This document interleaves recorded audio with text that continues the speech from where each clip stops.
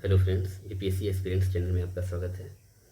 Daily current affair series में आपका स्वागत है। और आज मैं 4 जून 2026 से रिलेटेड जितने भी करेंट अफेयर्स न्यूज चर्चा में रहे हैं मैं उसको डिस्कशन करने जा रहा हूं। और ये जो सीरीज है आपको डेली बेसिस पर ये पीटी और मेंस, बीपीएससी पीटी और मेंस दोनों पॉइंट ऑफ व्यू से काफ़ी इंपॉर्टेंट है।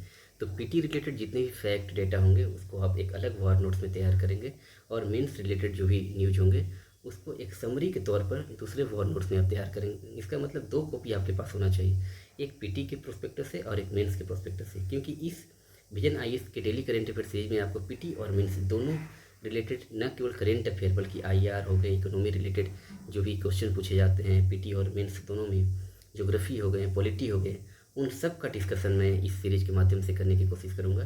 तो इसके साथ आप बने रहें। चलिए स्टार्ट करते हैं आज का सेशन। पहला न्यूज़ क्या है आपका कि भारत का नया मध्यम वर्ग। सेकेंड, दूसरा न्यूज़ है हम लोग का कि UNUINWEH की रिपोर्ट के अनुसार एआई के बढ़ती उपयोग से प्राकृतिक संसाधनों का खतरा उत्पन्न हो गया है। थर्ड न्यूज़ है हमारे पास कि रूस ने भारत को S-400 वायु रक्षा प्रणाली की चौथी स्क्वाड्रन सौंपी है। नेक्स्ट, केंद्रीय पर्यावरण मंत्री के अनुसार भारत 2025 में सौर ऊर्जा क्षमता वृद्धि के मामले में विश्व में दूसरे स्थान पर रहा है। ये पीटी और मेंस दोनों प्रोस्पेक्टस से काफ़ी इंपॉर्टेंट है। नेक्स्ट चलते हैं हम लोग कि दक्षिण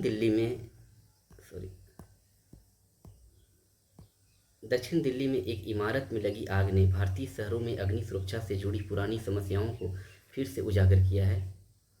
और कुछ अन्य सुर्खियां हैं जो चर्चा में रहे हैं, जैसे ब्लू माइक्रोमून क्या है, पीठ भूमि क्या है, जिन साइक्लेंसिंग एवं नैनो मेडिसिन क्या है, उसके बाद एटीएफ मूल्य स्थिरीकरण कोष क्या है, फूड प्लेनेट प्राइज 2026 किसको मिला है, जिला घरेलू उत्पाद और पूर्ण यादृच्छिकता यानी परफेक्ट रैंडमनेस क्या है, और फ्लेक्स फ्यूल व्हीकल्स।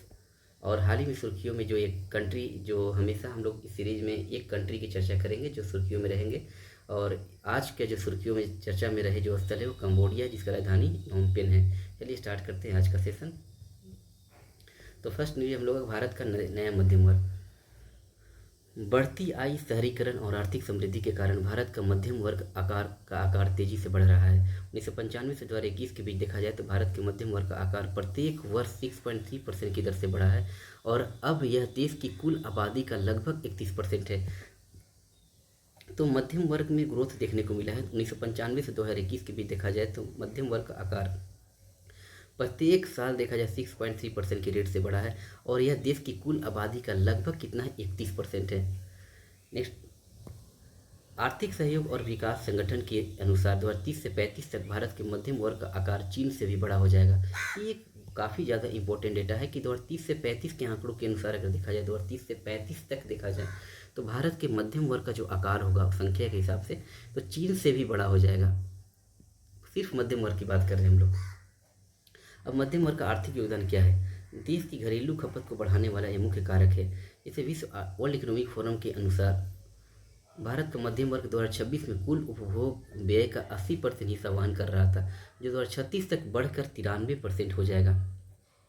मानव पूंजी का विकास में इसका योगदान है। यह वर्ग शिक्षा और स्वास्थ्य देखभाल सेवाओं में निवेश के माध्यम से कार्य बल की उत्पादकता बढ़ाता है। उद्यमिता को बढ़ावा देना, यह वर्ग स्टार्टअप, लघु व्यवसाय, एमएसएमई और नवाचार को बढ़ावा देता है। राजस्व में योगदान, आयकर और जीएसटी के भुगतान तथा विभिन्न उत्पादों में निवेश के माध्यम से यह वर्ग सरकार के राजस्व और पूंजी निर्माण में योगदान देता है।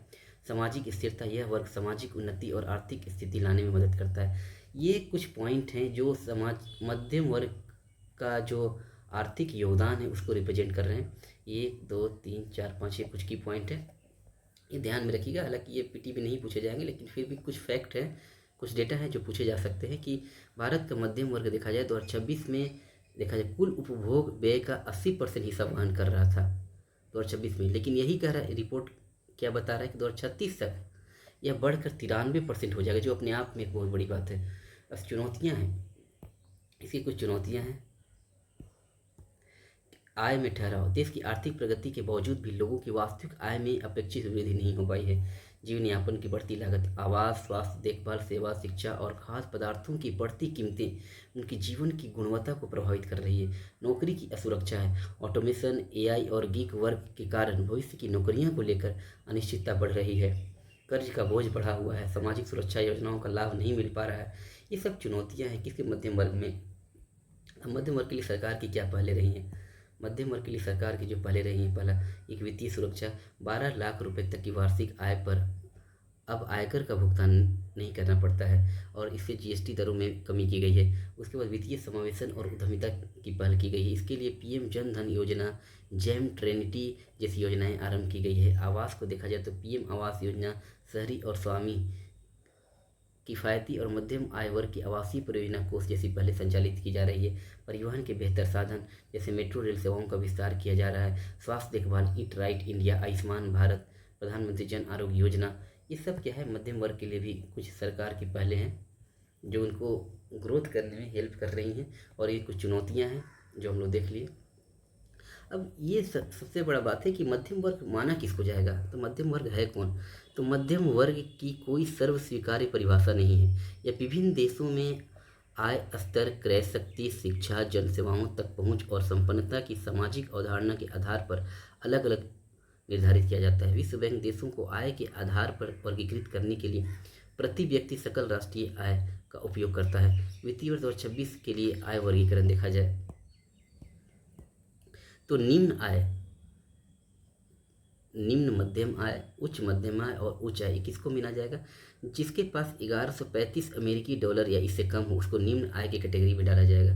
निम्न मध्यम है जिसको 1136 से 4495 अमेरिकी डॉलर के बीच जो आते हैं वो निम्न मध्यम आय के अंतर्गत आएंगे। उच्च मध्यम आय के अंतर्गत क्या है? जिनके पास 4496 से 13935 अमेरिकी डॉलर होंगे और उच्च आय की कैटेगरी में वे शामिल होंगे जिनके पास 13935 अमेरिकी डॉलर से अधिक आय हों। मध्यम वर्ग केवल आय का विषय नहीं है बल्कि आकांक्षाओं, अवसरों और जीवन की गुणवत्ता से भी संबंधित है। People research on India's consumer economy price के अनुसार मध्यम आय वाले परिवार वे हैं जिनकी वार्षिक पारिवारिक आय 5 लाख रुपए से 30 लाख रुपए के बीच हो, जो 2020-21 की कीमतों के आधार पर। तो ये एक इम्पोर्टेंट याद रखिएगा कि मध्यम आय के लोग किसे माने जाते हैं? जिनकी आय 5 से 30 लाख रुपए तक के बीच के हों, उस तरह के उस आय के परिवार वाले को हम मध्यम परिवार के लोग कहते हैं। अब UNINWH की रिपोर्ट के अनुसार देखा जाए एआई के बढ़ते उपयोग से प्राकृतिक संसाधनों का खतरा उत्पन्न हो गया है। तो ये इतना इम्पोर्टेंट नहीं है लेकिन फिर भी हम लोग कुछ फैक्ट इसका देख लेंगे कि संयुक्त राष्ट्र विश्वविद्यालय जल, पर्यावरण और स्वास्थ्य संस्थान ने अपनी 30वीं वर्षगांठ पर एआई की ऊर्जा उपयोग की पर्यावरणीय लागत, कार्बन, जल और भूमि फुटप्रिंट शीर्षक पर यह रिपोर्ट जारी की है। UNINWH संयुक्त राष्ट्र विश्वविद्यालय के 13 संस्थानों में से एक है। यह कनाडा के ओंटारियो में स्थित है। एआई की पर्यावरणीय लागत की हम लोग बात करते हैं।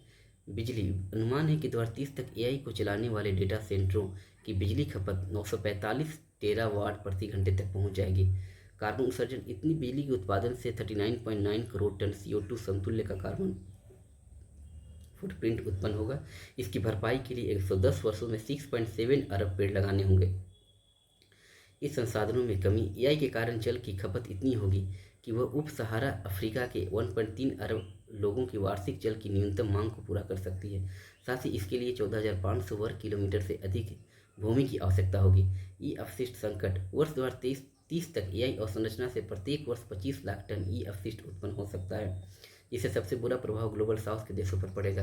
रिबाउंड प्रभाव और डिजिटल असमानता, डिजिटल असमानता हम लोग देखें कि विश्व की 90% एआई कंप्यूटिंग क्षमता वाले 2 देश संयुक्त राज्य अमेरिका और चीन में केंद्रित हैं, जिससे पर्यावरणीय संसाधनों के दोहन का बोझ विकासशील देशों पर स्थानांतरित हो रहा है। तो ये एआई के बढ़ते उपयोग से जो संसाधनों पर खतरा उत्पन्न हो रहा है उसका ये आकलन किया गया है। तो इसको एक बार आप PDF में पढ़ लीजिए। हाँ, और आपको PDF टेलीग्राम चैनल पर मिल जाएगा, आप टेलीग्राम चैनल जाकर मेरा ज्वाइन कर लेंगे। नेक्स्ट न्यूज में चलते हैं हम लोग कि रूस ने भारत को S-400 वायु रक्षा प्रणाली की चौथी स्क्वाड्रन सौंपी है।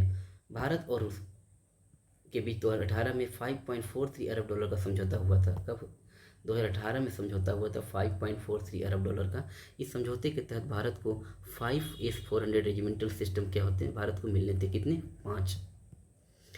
वर्तमान S-400 आपूर्ति उसी समझौते का हिस्सा है। 2018 में इन दोनों के बीच एक समझौता हुआ था, 5.43 अमेरिकी डॉलर 5.43 अरब डॉलर का समझौता हुआ था, जिसके तहत भारत को रूस से 5 S-400 रेजिमेंट सिस्टम मिलने थे, जिसमें चौथा स्क्वाड्रन जो है हाल ही में रूस ने भारत को सौंप दी है। रक्षा अधिग्रहण परिषद DAC ने 5 और S-400 सिस्टम खरीदने के प्रस्ताव को मंजूरी दी है। यह प्रणाली भारत की बहुस्तरीय वायु रक्षा प्रणाली का एक प्रमुख आधार है। रूस से भारत द्वारा S-400 वायु रक्षा प्रणाली की खरीद के कारण अमेरिका के कास्सा के तहत प्रतिबंध लगाए जाने की आशंका उत्पन्न हुई थी। हालांकि अमेरिका ने अब तक भारत पर ऐसा कोई प्रतिबंध नहीं लगाया है। S-400 के बारे में कुछ पॉइंट हम लोग देख लेते हैं कि इसका विकास यह रूस द्वारा विकसित की गई है, जो लंबी दूरी की सतह से हवा में मार करने वाली मिसाइल। ये S-400 रूस द्वारा निर्मित है, जो लंबी दूरी की सतह से हवा में मार करने वाली सरफेस टू एयर मार करने वाली मिसाइल है। इसे नाटो देश SA-21 ग्रोलर भी कहते हैं। नाटो देश इसे क्या कहते हैं? SA-21 ग्रोलर एकीकृत प्रणाली। इसमें उन्नत radar, missile launcher, command and control centre और लक्ष्य की पहचान करने वाली स्वायत्त प्रणाली शामिल है। यह बहुस्तरीय सुरक्षा की बात करता है। यह प्रणाली 40 किलोमीटर, 120 किलोमीटर, 250 किलोमीटर और 400 किलोमीटर की मारक क्षमता वाली 4 तरह की मिसाइलों का उपयोग करती है। नेक्स्ट है इसकी क्षमता की बात करते हैं तो यह विमान स्टील्थ विमान, drone, unmanned air vehicle, cruise missile और बैलिस्टिक मिसाइलों को मार गिराने में सक्षम है। ये खतरों को पता लगाने में भी उपयोगी है। यह प्रणाली 600 किलोमीटर की दूरी तक हवाई लक्ष्यों का पता लगा सकती है और एक साथ कई लक्ष्यों पर नजर रख सकती है। परिवहन में आसानी, इसका सड़क से परिवहन किया जा सकता है, जिससे कहीं भी शीघ्रता से तैनात और पुनः तैनात किया जा सकता है। AI सक्षम, इस 400 में अब AI आधारित निर्णय लेने की क्षमता भी शामिल है। इससे खतरे की गंभीरता के आधार पर प्राथमिकता देना और लक्ष्य चुनना और अधिक आसान हो गया है। अन्य प्रमुख वायु और मिसाइल रक्षा प्रणालियों की हम लोग बात करते हैं, जैसे S-500, थार्ड, आयरन डोम, पैट्रियट, PAC-3 और HQ-9। ये जो भी वायु और मिसाइल रक्षा प्रणाली हैं वो किस देश से बिलोंग करती हैं, ये इसका डेटा यहाँ दिया हुआ है। S-400 कहाँ की है? S-400 जो मिसाइल है वह रूस निर्मित करती है। थार्ड जो है वो कहाँ की है? संयुक्त राज्य अमेरिका की। आयरन डोम कहाँ की है? इजराइल की, जो चर्चा में भी रही थी। पैट्रियट PAC-3 संयुक्त राज्य अमेरिका की मिसाइल है और HQ-9 ये चीन की मिसाइल है। तो ये कुछ मिसाइलें हैं जो किस देश की हैं वो हम लोग याद रखेंगे। इसको आप और नोट्स में जरूर लिखिएगा। S-400 रूस की है, थार्ड अमेरिका की है, आयरन डोम इजराइल की, पैट्रियट PAC-3 संयुक्त राज्य अमेरिका की, HQ-9 चीन की है। अब केंद्रीय ये बहुत ज़्यादा इंपॉर्टेंट है, तो इसको हम ट्रिपल स्टार मार्क कर देते हैं, क्योंकि ये रिपोर्ट अक्सर PT में भी पूछे जाते हैं। चलिए स्टार्ट करते हैं कि हालिया रिपोर्टों के अनुसार भारत ने वर्ष 2025 में 37 गीगावाट से अधिक की सौर ऊर्जा क्षमता जोड़ी है। 2025 में सिर्फ देखा जाए। इस तरह संयुक्त राज्य अमेरिका के 34 गीगावाट की क्षमता वृद्धि से आगे निकल गई है। भारत का कुल स्थापित सौर ऊर्जा क्षमता 155 गीगावाट पार कर गई है। कुल सौर ऊर्जा क्षमता कितना भारत की हो गई है? 155 गीगावाट। एक की पॉइंट ये हुआ आपका। दिसंबर 2025 तक देश की कुल स्थापित विद्युत क्षमता में गैर जीवाश्म ईंधन का योगदान कितना हो गया? 51.93%। गैर जीवाश्म ईंधन का योगदान 51.93%। कुल क्षमता कितना है? 155 गीगावाट को पार कर गई है, जिसमें इस कुल क्षमता में कुल स्थापित जो विद्युत क्षमता है उसमें गैर जीवाश्म ईंधन का योगदान कितना है? 51.93%। और नवीकरणीय ऊर्जा सांख्यिकी 2024 के अनुसार चीन और अमेरिका के बाद भारत नवीकरणीय ऊर्जा स्थापित क्षमता के मामले में विश्व में तीसरे स्थान पर है। तो ये एक थर्ड पॉइंट हो गया। मतलब फर्स्ट पॉइंट, सेकेंड पॉइंट, तीनों पॉइंट आप अपने वार नोट्स में क्या करेंगे? पुटअप करेंगे। कुल स्थापित सौर ऊर्जा क्षमता 155 गीगावाट पार कर गई, जिसमें गैर जीवाश्म ईंधन का योगदान 51.93% है। और भारत नवीकरणीय ऊर्जा स्थापित करने में देखा जाए तो विश्व में कितने स्थान पर, कितने स्थान पर है? तीसरे स्थान पर आ गया है। अब सौर ऊर्जा को बढ़ावा देने के लिए क्या सरकारी पहल की गई है? तो ये मेंस प्रोस्पेक्टस से आपको इम्पोर्टेंट है, ये मेंस के व्यू से इम्पोर्टेंट है। चलिए देखते हैं हम लोग कि सौर ऊर्जा को बढ़ावा देने के लिए सरकार क्या पहले कर रही है। PM सूर्य घर मुफ्त बिजली योजना, यह घरों की छतों पर सोलर पैनल लगाने को बढ़ावा देने वाली एक प्रमुख सरकारी योजना है। इसके तहत अब तक 40 लाख से अधिक परिवार लाभान्वित हो चुके हैं। कि अवसंरचना विकास, 55 सोलर पार्कों को मंजूरी दी गई है। साथ ही उपभोक्ताओं तक इनकी आपूर्ति के लिए बिजली उत्पादन स्थल से मुख्य ग्रिड तक हरित ऊर्जा गलियारा का दूसरा चरण शुरू किया गया है। सौर ऊर्जा उपकरणों का देश में विनिर्माण किया जा रहा है। सौर ऊर्जा उपकरणों के लिए ALMM को लागू कर दिया गया है। इसके तहत सूची में शामिल उपकरणों को देश की विनिर्माताओं से ही खरीद अनिवार्य कर दिया गया है। विश्व में मार्गदर्शन भारत अंतर्राष्ट्रीय सौर गठबंधन का नेतृत्व कर रहा है ताकि विश्व भर में सौर ऊर्जा को तेजी से अपनाया जा सके। सौर ऊर्जा का महत्व क्या है? स्वच्छ ऊर्जा अपनाने में योगदान। सौर ऊर्जा स्थापित क्षमता में तीव्र वृद्धि के कारण भारत ने अपनी कुल विद्युत ऊर्जा क्षमता का 50% गैर जीवाश्म ईंधन स्रोतों से प्राप्त करने का लक्ष्य हासिल कर लिया है। कितना हासिल कर लिया? तो अपनी विद्युत ऊर्जा क्षमता का 50% गैर जीवाश्म ईंधन स्रोतों से प्राप्त करने की क्षमता हासिल कर लिया है। जलवायु परिवर्तन से निपटने के लिए प्रतिबद्धता को पूरा करना। भारत ने पेरिस जलवायु परिवर्तन समझौते के तहत अपने राष्ट्रीय स्तर पर निर्धारित जो योगदान के लक्ष्यों को समय सीमा से पहले पूरा कर लिया है। आर्थिक और सामाजिक विकास। सौर ऊर्जा क्षमता वृद्धि से घरेलू विनिर्माण को बढ़ावा मिल रहा है। परिवारों का बिजली बिल कम हो रहा है। ऊर्जा सुरक्षा सुनिश्चित हो रही है। रोजगार के नए अवसर उत्पन्न हो रहे हैं। दिल्ली दक्षिण दिल्ली में एक इमारत में लगी आग ने भारतीय शहरों में अग्नि सुरक्षा से जुड़ी पुरानी समस्याओं को फिर से उजागर किया। ये उतना इम्पोर्टेंट नहीं है तो इसलिए हम इसको स्किप करके चल रहे हैं। अब कुछ सुर्खियों में कुछ पॉइंट रहे हैं तो इसका हम लोग डिस्कशन कर ले कि ब्लू माइक्रो मून क्या है। 31 मई 2026 को भारत सहित विश्व भर में दुर्लभ ब्लू माइक्रो मून की परिघटना देखने को मिली है। ये है क्या आखिर? इसका आशय एक ही कैलेंडर माह में दूसरी पूर्णिमा से है। एक ही कैलेंडर माह में दूसरी पूर्णिमा यानी फुल मून से है। यह परिघटना आमतौर पर प्रत्येक 2-3 साल में घटित होती है। ये ब्लू मून है। ये माइक्रो मून क्या है? ये परिघटना तब घटित होती है जब पूर्णिमा का चंद्रमा अपने अपोजी यानी पृथ्वी से अपनी कक्षा में सबसे दूर स्थित बिंदु पर होता है, जिसमें वह सामान्य की तुलना में छोटा और कम चमकीला दिखाई देता है। माइक्रो मून और ब्लू मून और एक ब्लू माइक्रो मून, 3 ऐसी अपघटनाएं हैं, ये परिघटनाएं हैं जो हम लोग एक बार एक नज़र देख लेते हैं इस पर कि ब्लू माइक्रो मून क्या है। यह ब्लू मून और माइक्रो मून की परिघटनाओं के साथ घटित होने को दर्शाता है। यह एक असाधारण और दुर्लभ खगोलीय परिघटना है। ये तीनों जो है अगर देखा जाए तो 3 खगोलीय परिघटनाएं होती हैं यहाँ पर।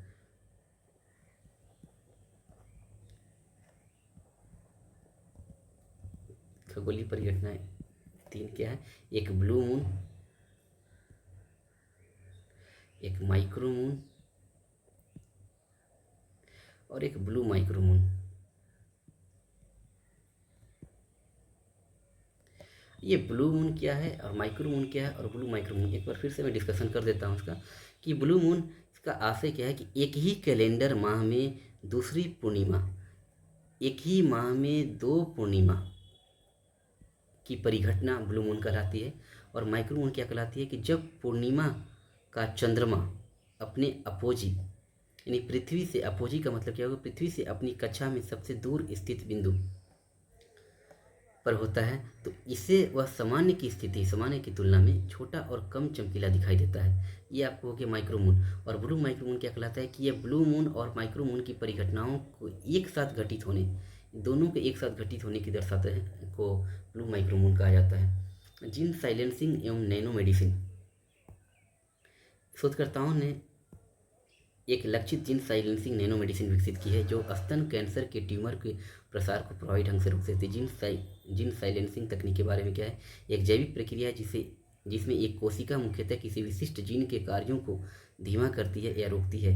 यह तंत्र डीएनए में इनकोडेड आनुवंशिक निर्देशों को अवरुद्ध करके कार्य करता है, जिससे संबंधित प्रोटीन का उत्पादन रुक जाता है। तो ये इम्पोर्टेंट नहीं है उतना, लेकिन फिर भी एक पॉइंट याद रखिएगा जीन साइलेंसिंग क्या होता है। नेक्स्ट है पीठभूमि।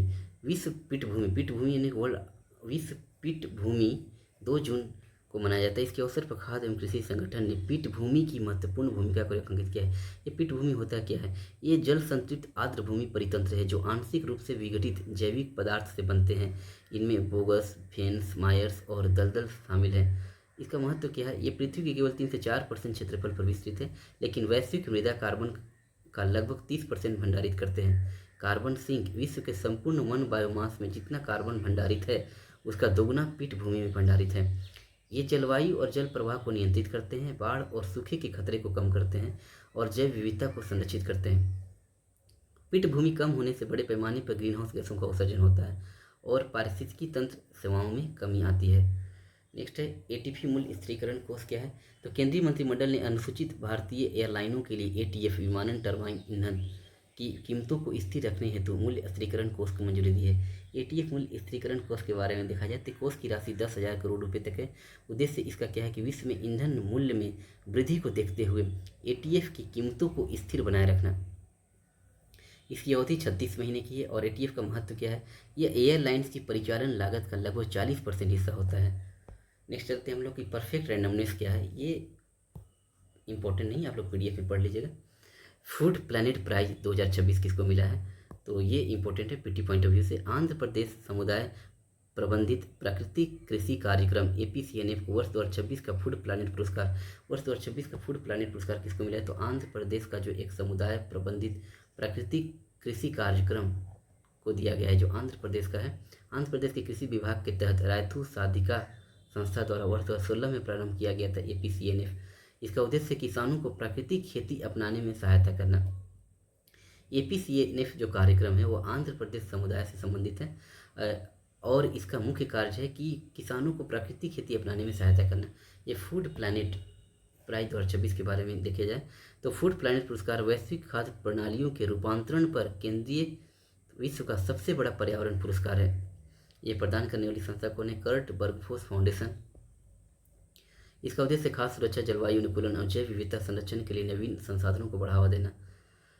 नेक्स्ट चलते हैं हम लोग जिला घरेलू उत्पाद डीडीपी क्या है। राष्ट्रीय सांख्यिकी कार्यालय ने आधार वर्ष 2022-23 के साथ जिला घरेलू उत्पाद के अनुमानों के संकलन के लिए दिशा निर्देश जारी किए हैं। जिला घरेलू उत्पाद के बारे में देखा जाए तो डीडीपी एक निश्चित अवधि के दौरान एक जिले में उत्पादित समग्र वस्तुओं और सेवाओं के कुल मूल्य को मापता है। ये डीडीपी क्या होता है, तो एक निश्चित अवधि के दौरान देखा जाए तो एक जिले में उत्पादित समग्र वस्तुओं और सेवाओं के कुल मूल्य को डीडीपी कहा जाता है। ये सकल घरेलू उत्पाद जीएसडीपी और जीडीपी का जिला स्तरीय समकक्ष है। महत्वपूर्ण जिलों के बीच आर्थिक प्रदर्शन को बढ़ा की तुलना करने, पिछड़े क्षेत्रों की पहचान करने और स्थानीय विकास कार्यक्रमों की योजना बनाने, मानव विकास सूचकांक की गणना करने के लिए क्षेत्रीय मानव विकास का आकलन करने में उपयोगी है। इसके घटक क्या हैं, इसमें सकल जिला घरेलू उत्पाद जीडीपी, निवल जिला घरेलू उत्पाद एनडीडीपी और प्रति व्यक्ति आय के अनुमान शामिल है। अब लास्ट एक जो डेली बेसिस पर हम लोग एक कंट्री का भी डिस्कशन करते हैं। तो आज जो सुर्खियाँ में रहा जो कंट्री है वो क्या है, आपका कंबोडिया। इसकी राजधानी क्या है, नोम पेन। चलिए स्टार्ट करते हैं। एनपीसीआई ने कंबोडिया में यूनिफाइड पेमेंट इंटरफेस से भुगतान की सुविधा उपलब्ध कराने के लिए एसीएलईडीए बैंक के साथ साझेदारी की है। एनपीसीआई जो national payment corporation of India जो भारत की एक पेमेंट सिस्टम है, ने कंबोडिया में क्या किया है कि यूपीआई से भुगतान की सुविधा उपलब्ध कराने के लिए यूपीआई कंबोडिया की एक जो बैंक है एसीएलईडीए बैंक के साथ क्या की है, साझेदारी की है। अब कंबोडिया है कहाँ, कंबोडिया की हम पोजीशन को देख लेते हैं, स्थिति को। कंबोडिया दक्षिण पूर्व एशिया में इंडो चीन प्रायद्वीप के दक्षिण भाग में स्थित है। यहाँ पर देख सकते हैं हम लोग, ये जो दक्षिण पूर्व एशिया है, दक्षिण पूर्व एशिया जो है पार्ट है, ये म्यांमार, लाओस, थाईलैंड, ये कंबोडिया, ये आपका पार्ट हो गया कंबोडिया का। और ये इसके नीचे क्या है, वियतनाम। तो ये कंबोडिया,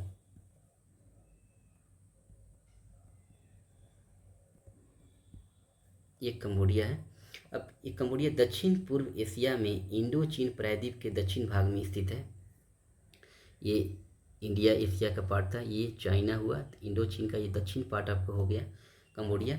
ये सीमावर्ती देश इसमें कौन है, वियतनाम, जो पूर्व और दक्षिण पूर्व में एक वियतनाम हुआ, और लाओस और थाईलैंड उत्तर में, एक लाओस और थाईलैंड उत्तर में। यानी कंबोडिया के उत्तर में देखा जाए तो लाओस, थाईलैंड, लाओस, थाईलैंड, और इसके पूर्व में देखा जाए, पूर्व और दक्षिण पूर्व में देखा जाए तो आपका हो गया वियतनाम।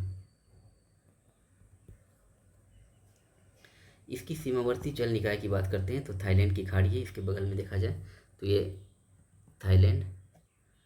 इसकी भौगोलिक विशेषताएं क्या है? इसकी प्रमुख नदियाँ मेकोंग और टोनले सैप, ये कंबोडिया की प्रमुख नदियाँ हैं। कंबोडिया के प्रमुख पर्वत देखा जाए तो डोंगरेक पर्वत, क्रवान, कार्डमम और डेमरे पर्वत। इसके सर्वोच्च शिखर क्या है? नोम ओरल। कंबोडिया की जो सबसे ऊंची शिखर है वो क्या है? नोम ओरल। और विश्व विरासत स्थल देखा जाए इसमें तो अंकोरवाट का मंदिर एक कंबोडिया में ही है।